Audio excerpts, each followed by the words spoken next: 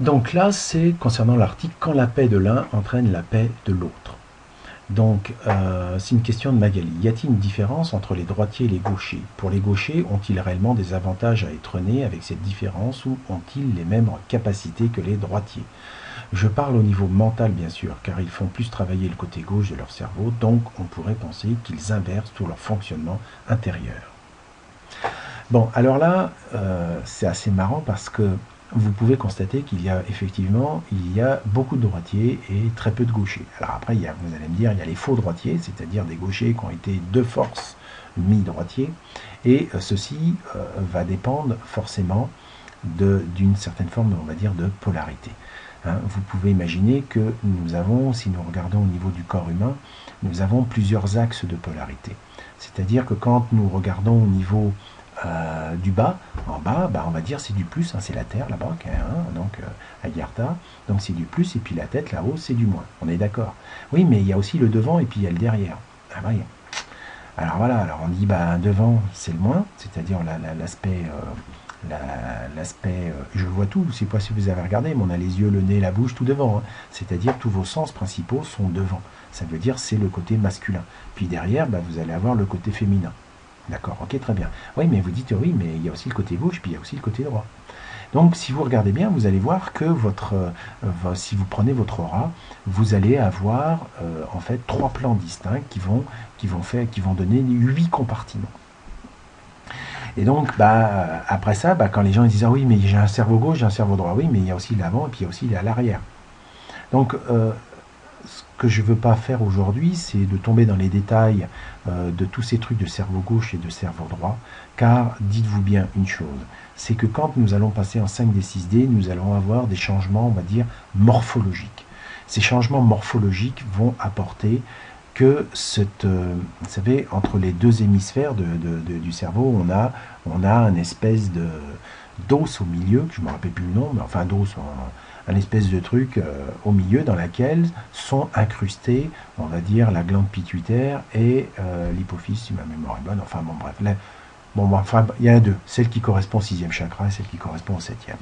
Eh bien, ces deux-là sont proches, entre guillemets, et puis quand ils résonnent, ça fait résonner le corps calleux, voilà, je crois que c'est comme ça que ça s'appelle, il fait résonner tout ça, et puis vous avez un côté gauche et un côté droit, donc un côté féminin, un côté masculin.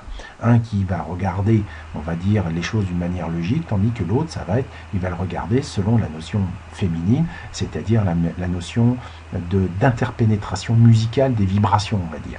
C'est-à-dire que c'est le côté magnétique, tout se mélange et vous ne savez pas trop ce qui se passe. Alors les gens appellent ça la créativité, enfin tout ce que vous voulez. Et puis il y a l'autre hémisphère qui lui va être beaucoup plus la logique, le mental, papapi, papapa, enfin bref.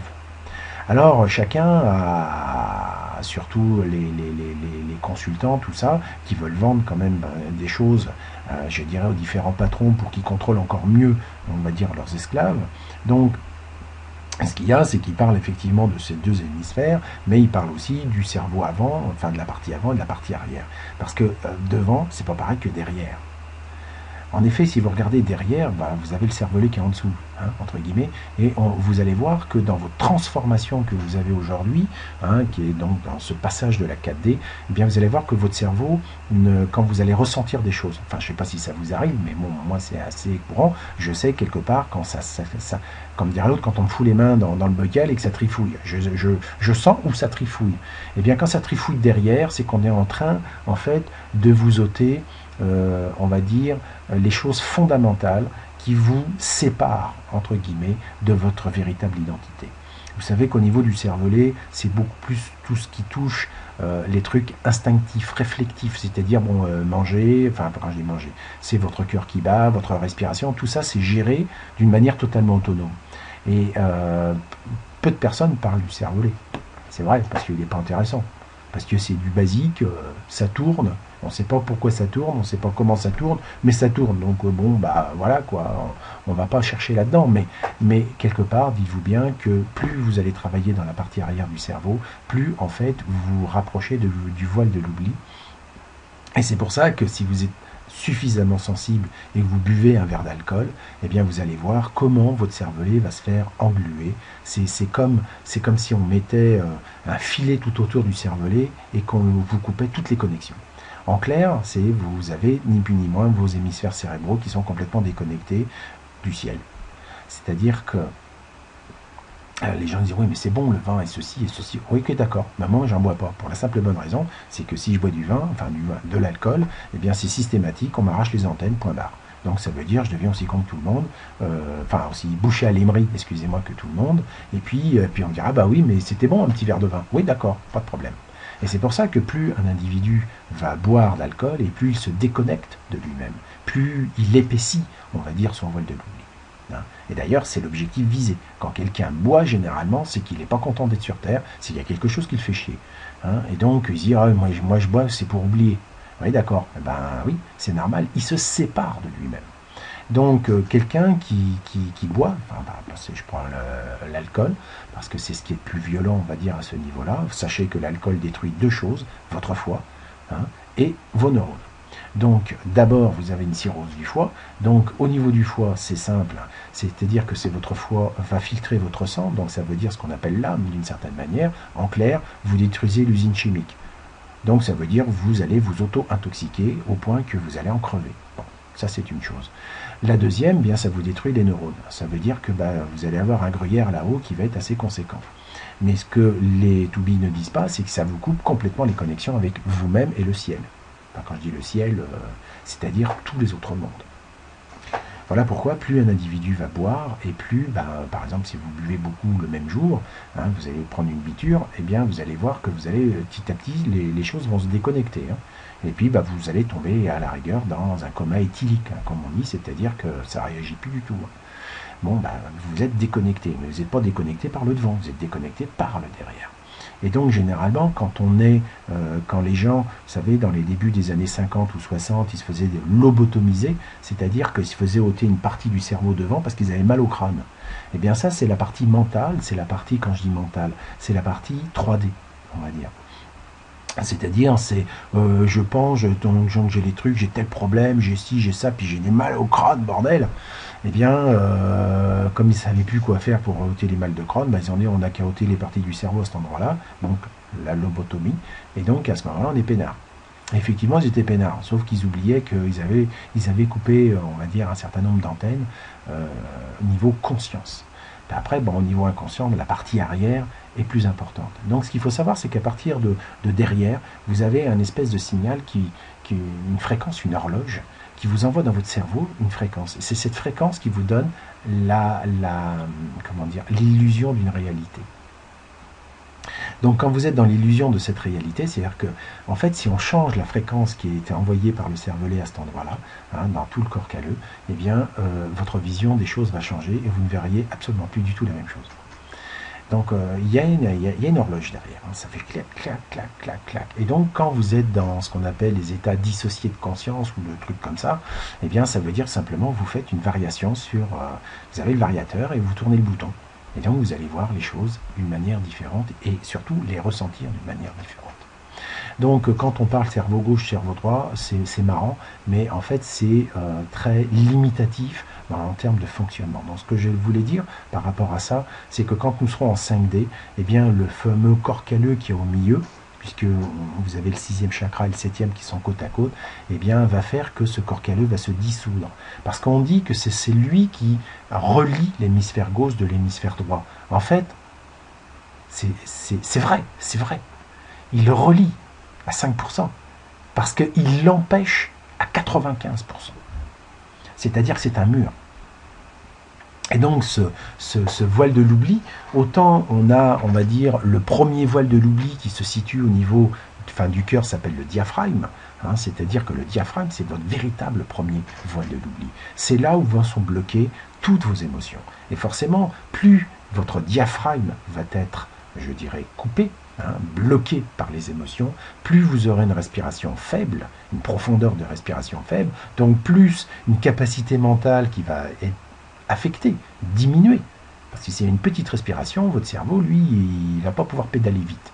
hein. Donc vous avez ça, donc petite respiration va entraîner donc forcément plus de blocage, puisque nous voyons qu'ici, sur le schéma ici, nous voyons que c'est bien votre mental qui va déclencher l'émotion. Donc le résultat, plus vous avez les émotions qui bloquent votre diaphragme, plus à ce moment-là votre mental va paniquer. Et plus il panique, plus il va entraîner d'émotionnel. Résultat, vous êtes dans une spirale infinie qui va vous auto-bloquer. Le résultat, on le connaît, ça s'appelle la vieillesse, ça s'appelle le vieillissement, ça s'appelle la mort. C'est-à-dire que nous sommes tellement rentrés dans ce fonctionnement d'action-réaction, fait que petit à petit, nous nous sommes littéralement asphyxiés. Hein? Alors, je vais dire, c'est pas suffisant, parce que même si on a des tas d'émotions, des tas de choses qui nous bloquent et un mental qui panique pour rien, ça n'empêche pas que les gens, il y en a qui vont se mettre à fumer pour qu'il y ait encore moins d'oxygène qui pénètre dans le sang. Et puis ça suffit pas, parce qu'ensuite ils vont quasiment bouffer pour 4 pour avoir des digestions longues et bien lourdes, avec des ingrédients pas possibles. Alcool, café, viande, enfin tous les trucs qui vont encore ralentir la machine à mort. Et puis en plus, comme ils sont vachement doués, ils se sont dit, faut qu'on mange matin, midi et soir. Vous comprenez que la mécanique, elle souffre. Hein. Elle souffre énormément. Et donc, ça amène toujours les mêmes problèmes. Donc, ce que je voulais toujours dire, excusez-moi, je prends des petits chemins de traverse, c'est que quand nous allons passer en 5D, eh bien, le corps calleux correspond, en fait, d'une certaine manière, au second voile de l'oubli. Hein, donc le second voile de l'oubli, souvent je le mets dans mes schémas, vous savez, tout en haut, là, au niveau de la Lune, on va dire, d'une certaine manière, entre l'atmosphère et le vide. Eh bien, ce second voile de l'oubli, nous l'avons dans le crâne, ça s'appelle le corps calleux. Donc ce corps calleux va se dissoudre. Ça veut dire il se perfore. Il va, c'est un espèce d'os, hein, c'est une cristallisation, on va dire, que nous avons fait. Eh bien, il va progressivement devenir poreux, et de plus en plus poreux, qui va faire que, effectivement, les ondes qui vont passer du cerveau droit au cerveau gauche vont travailler en harmonie. Et c'est pour ça, quand on dit équilibrer votre masculin-féminin, c'est vous équilibrer tout ce qui va toucher l'intuitif par rapport à tout ce qui est la logique. Et bien tout ça, c'est la même chose. Hein. Simplement, vous allez partir aussi, comme dirait l'autre, du front vers l'arrière de la tête. Donc le processus ascensionnel, c'est je vais du devant vers l'arrière, vers ce qui est aux commandes véritables. Donc si vous allez suffisamment loin dans vos recherches, vous verrez que par exemple les Japonais veulent récupérer le petit nonos qu'il y a juste derrière, vous savez, là, le fameux Atlas ou je sais pas quoi, là, parce que pour eux, tout est là. Et ils n'ont pas tort. Ça veut dire qu'ils ont complètement raison. Mais parce qu'eux, ils croient que si ce truc-là n'est pas incinéré, s'il n'est pas mis à un endroit quelque part, l'âme de la personne ne peut pas se dégager. C'est pas faux, mais bon, c'est pas complètement vrai non plus, tout dépend comment on regarde les choses. Mais concrètement, vous allez voir que si on vous trifouille dans le cerveau, d'abord on va vous trifouiller beaucoup plus au niveau de la couronne, enfin on va vous trifouiller là, comme dirait l'autre, on commence à perforer comme un puits, puis après vous allez voir que progressivement ça se dirigera vers derrière. Parce que c'est une reconnexion entre vos hémisphères et votre cervelet. C'est-à-dire qu'en vivant votre instant présent, vous allez être plus en lien direct avec la création. Car je vous rappelle que l'arbre de vie, c'est votre moelle épinière. Donc, ça veut dire que vous allez reconnecter votre conscience à la moelle épinière. Et votre cerveau, les gens disent c'est un ordinateur, en fait c'est faux, c'est une grosse antenne. C'est une très très grosse antenne. Hein. C'est comme un arbre. C'est comme dirait l'autre, faut voir l'arbre sous deux angles. Vous regardez là la partie qui est immergée, c'est-à-dire celle qui est dans la terre, avec toutes les racines. Eh bien ça, c'est votre système nerveux. Donc c'est la colonne vertébrale, moelle épinière, avec tous les nerfs. Ça, c'est toutes les racines de l'arbre. Et puis on va dire vos hémisphères cérébraux, c'est tout simplement les feuilles de l'arbre, c'est ce qu'il y a à l'extérieur. Donc quand vous avez des pensées, moi je dis tout simplement, les pensées, c'est comme, on peut dire, un courant électrique qui va passer dans les feuilles parce qu'il y a du vent. Et donc quand il y a du vent, les feuilles bougent. Et donc il y a une contrainte qui se fait sur les tiges qui fait qu'il y a comme un courant qui passe. Donc les pensées sont le résultat du vent. Et c'est pour ça que quand on dit vous êtes en paix, rappelez-vous, les pensées, c'est le vent. Donc, quelque part, quand vous êtes en paix, ça veut dire qu'il n'y a plus de vent. Et s'il n'y a plus de vent, les feuilles de l'arbre ne bougent plus. Et comme elles ne bougent plus, il n'y aura pas de vent supplémentaire, donc de pensée. Et donc, plus vous calmez votre mental d'une manière naturelle, parce que vous êtes en paix, et plus automatiquement, vous aurez moins de pensées. Donc on ne peut pas supprimer les pensées, on ne peut que ralentir le nombre qui nous arrive. Donc plus vous êtes en panique, plus vous avez cet aimant-là, attendez, je vais effacer, donc plus cet aimant-là, vous le faites gigoter, et plus l'autre, il va gigoter aussi. C'est évident. Donc, c'est pour ça que je dis, il faut commencer par la paix du mental, qui, forcément, si vous ralentissez cet aimant-là, eh bien, vous allez forcément ralentir celui-ci. Donc, la paix du cœur ne peut venir que par la paix de l'esprit. Or, la paix de l'esprit ne peut venir, et ça c'est le but de l'article que je vous rappelle, eh bien, ne peut venir que si vous avez des tas de questions, c'est vachement bien, mais moins vous en poserez et mieux vous porterez. Ça ne veut pas dire qu'il ne faut pas en avoir. Mais il faut éviter de se laisser embarquer dans la spirale du mental. Parce qu'à partir de ce moment-là, eh bien, vous allez gigoter, ça va tourner, puis ça va devenir, puis ça va être la panique. La panique. C'est simple. Donc, si vous comprenez effectivement que si simplement un aimant qui agit, réagit, il entraînera forcément votre corps émotionnel. Donc, clairement, moins vous ferez tourner ça, c'est-à-dire que plus vous serez en paix mentale, moins votre corps émotionnel va bouger. Donc, qu'est-ce qui va se passer d'après vous? Vous serez bien sûr beaucoup plus en paix, mais aussi vous serez beaucoup plus en joie. Et pourquoi vous serez plus en joie? Parce que vous serez moins en panique. Donc ici là, plus c'est calme, et plus vous prendrez le temps de vivre et de voir ce qui est. Par contre, si c'est le bordel, votre vie sera un bordel. Voilà. Donc, c'est ça l'histoire des gens qui disent « Ah oui, mais moi, il faut que je médite, il faut que je fasse ci. » Parce que moi, j'ai essayé des centaines de méditations et il n'y en a pas 36 000, je veux dire, qui fonctionnent. Et ça ne veut pas dire que parce que vous l'avez trouvé à un moment, une méditation qui vous fait du bien, que dans 10 ans, elle vous fera toujours du bien. Parce que vous êtes un être en évolution. Donc, c'est pour ça qu'il ne faut pas rester coincé sur un type de méditation.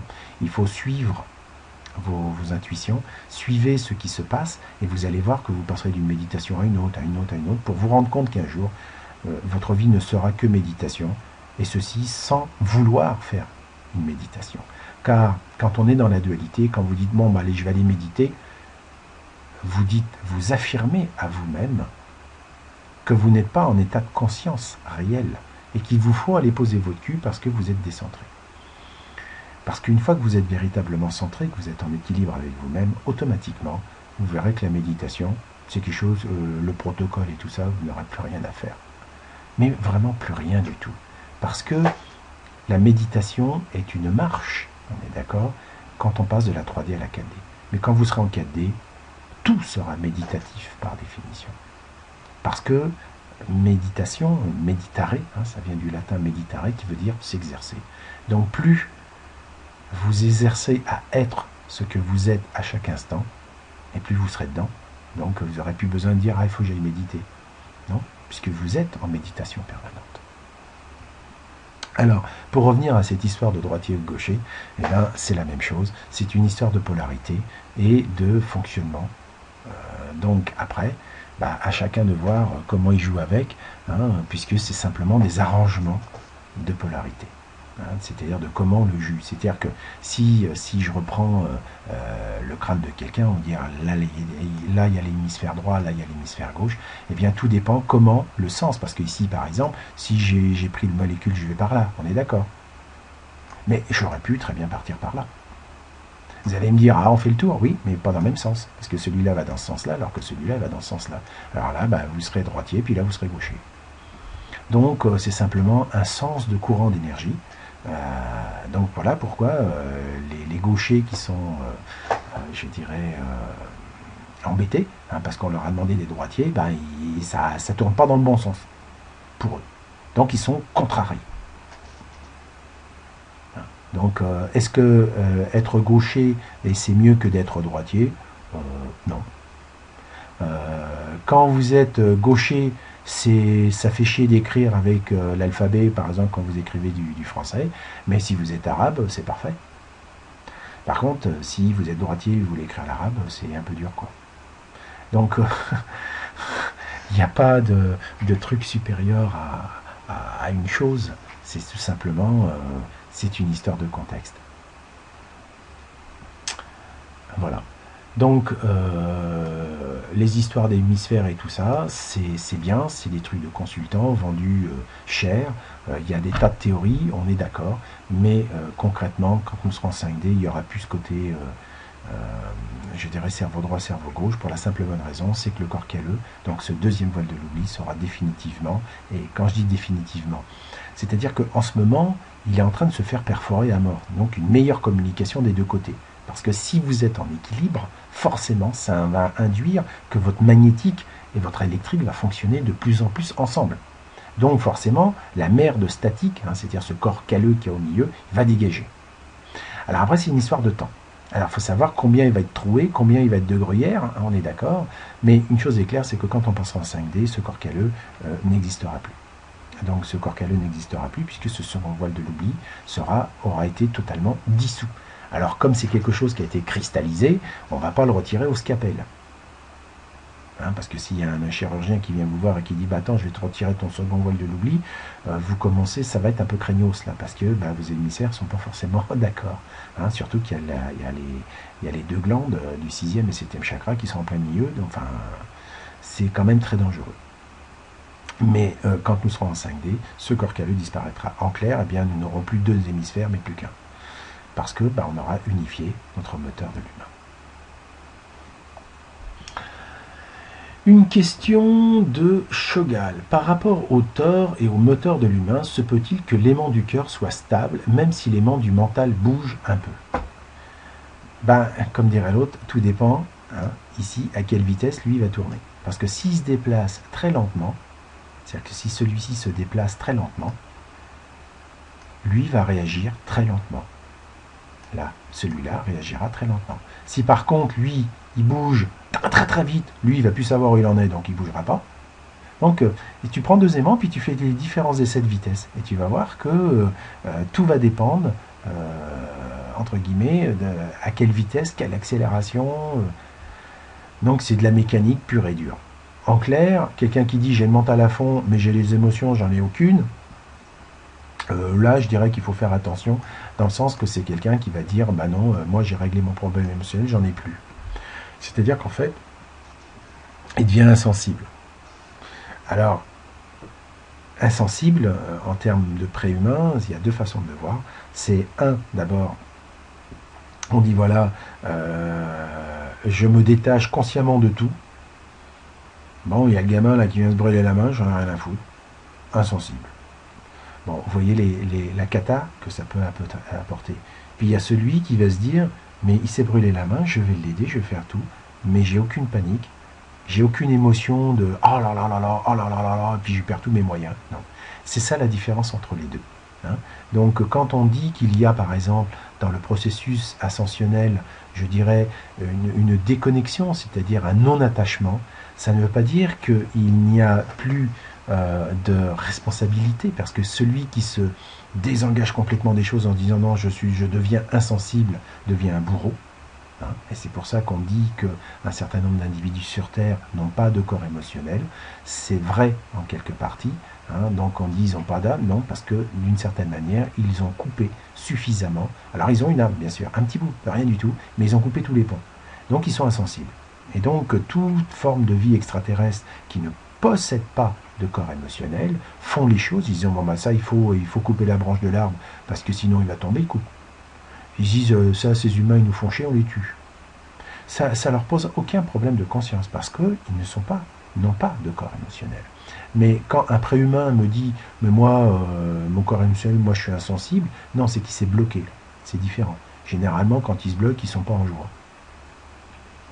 Par contre si quelqu'un est en joie et ne panique pas, eh bien vous avez affaire à ce qu'on appelle un maître, c'est-à-dire à quelqu'un qui, parce qu'il est dans le non-jugement, va agir avec un calme total. Ses gestes seront efficaces, chirurgicaux, aucune panique. Ça ne veut pas dire qu'il est détaché de la chose. Non, il est complètement impliqué, même encore 3 fois plus que l'autre qui hurle et qui gigote et qui dit « Oh là là là là là !» Voilà. Et donc, si vous voulez, c'est ça la différence entre, je dirais, un préhumain et un maître. Quand on dit un maître, c'est quelqu'un qui a équilibré, qui voit les choses, qui est responsable de tout ce qui est autour, qui en est pleinement conscient, mais qui va pouvoir regarder, on va dire, son corps émotionnel, garder son corps émotionnel extrêmement calme, pour la simple bonne raison, c'est parce qu'il le regarde ici avec un certain détachement, mais pas une insensibilité. C'est ça la différence. Donc quand on passera en 5D, 6D, là aussi, le côté émotionnel, puisque je vous le rappelle, va d'une certaine manière disparaître, puisque ce qu'on appelle les sentiments, c'est votre soi supérieur. Donc vous serez animé de sentiments qui se cachent derrière, parce que je vous rappelle que votre soi supérieur, d'une certaine manière, est en contact avec votre corps émotionnel, puisque votre particule d'esprit, je vous rappelle, elle est en plein milieu du cœur, là. Et votre particule d'esprit, à cause avec qui? Avec votre soi supérieur. Et elle est coincée entre les deux, entre l'émotion et le mental. Donc si vous calmez vos émotions, vous allez avoir des sentiments. Alors quand quelqu'un, ici, je fais des traits comme ça, mais pour que vous compreniez que, quelque part, plus vous calmerez l'aimant de l'émotion, et plus vous verrez vos véritables sentiments. Et donc il n'y aura plus la confusion entre un sentiment et une émotion. Et vous verrez, ce n'est pas du tout la même chose. Donc, un être responsable, c'est quelqu'un qui est passé dans le non-jugement, c'est-à-dire qui a calmé cet aimant nord-sud, qui fait que l'aimant de l'émotion va plus tourner, et donc il aura des sentiments. Et donc, cette notion de sentiment lui donnera le sentiment d'appartenance, le sentiment de service à autrui, le sentiment de don inconditionnel. Mais il ne sera pas dans l'émotion.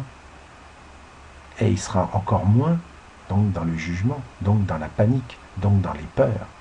Il sera droit dans ses bottes.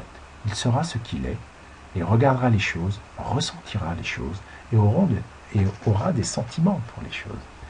Mais ne se laissera pas embarquer par la dualité qu'est le moteur de l'humain. Et on appelle ça un maître. Et donc, s'il est arrivé à calmer suffisamment, on va dire, ce moteur, donc de l'émotion et donc du mental qui est à l'origine des choses, eh bien on va dire qu'il deviendra un maître ascensionné. C'est-à-dire qu'il aura augmenté sa fréquence suffisamment au point qu'il sera au centre de sa 3D 4D et donc en contact avec son étincelle d'esprit et donc de son soi supérieur. En clair, il pourra passer à la prochaine étape qui est la 5D 6D, l'expérimentation du moteur du ciel. Donc tant que vous baignerez dans les peurs, tant que vous baignerez dans les émotions et l'amour du préhumain, l'affectif et tout ça, eh bien, vous ne serez pas au centre. Comme dirait l'autre, si j'efface là, vous allez passer au centre de temps en temps. Touf, touf, touf, touf, vous allez passer vraiment de temps en temps. Un maître, c'est, vous voyez, ça serait, on va dire, un préhumain plus ou moins normal. Eh bien, un maître, lui, il navigue là. C'est-à-dire que les mouvements sont faibles et il sera, dans la majorité des cas, centré. Puis arrive un moment, le schéma deviendra, il sera tellement centré que il n'a plus rien à foutre ici, quoi. Donc il passe en 5D6. Voilà, mécaniquement, comment les choses se passent, quoi. Vous voyez, c'est pas compliqué. Voilà, donc ça c'était les questions concernant cet article.